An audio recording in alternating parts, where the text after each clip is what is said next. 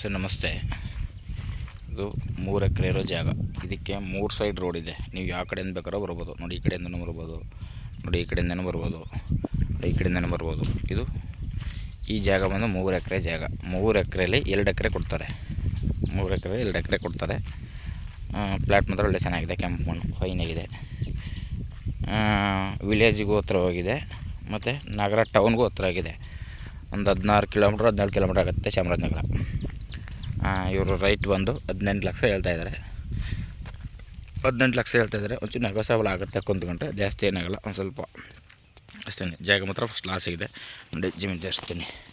ಈ ಜಮೀನು ಒಳ್ಳೆ ಫಸ್ಟ್ ಕ್ಲಾಸ್ ಜೋಳ ಹಾಕಿದ್ದಾರೆ. ಜೋಳ ಎಲ್ಲ ಚೆನ್ನಾಗಿದೆ ಮಾತ್ರ. ಜಾಗ ಮಾತ್ರ ಜಮೀನು ಭೂಮಿನೂ ಒಟ್ಟೋಗಿದೆ. ನೋಡಿ ಇಲ್ಲಿ ಅಕ್ಕಪಕ್ಕ ಎಲ್ಲ ಬರೀ ಫ್ಯಾಕ್ಟ್ರಿಗಳೇ ಇದೆ. ಫ್ಯಾಕ್ಟ್ರಿಗಳೆಲ್ಲ ಇದಾಗಿದೆ. ಇಂಡಸ್ಟ್ರಿಯಲ್ ಏರಿಯಾ ಚೆನ್ನಾಗಿದೆ ಜಾಗ ಮಾತ್ರ. ಇದು ಫಸ್ಟ್ ಕ್ಲಾಸ್ ಜಾಗ. ನೋಡಿ ಸರ್, ಇಷ್ಟ ಆದರೆ ಕಾಲ್ ಮಾಡಿ, ಲೈಕ್ ಮಾಡಿ. Okay sir, thank you. ಮಾತ್ರ ಮಣ್ಣು ರಸ್ತೆ, ಮೆಟ್ಲಿಂಗ್ ರಸ್ತೆ ಚೆನ್ನಾಗಿದೆ. ಒಂದು ಕಾಲು ಕಿಲೋಮೀಟ್ರ್ ಬರಬೇಕು.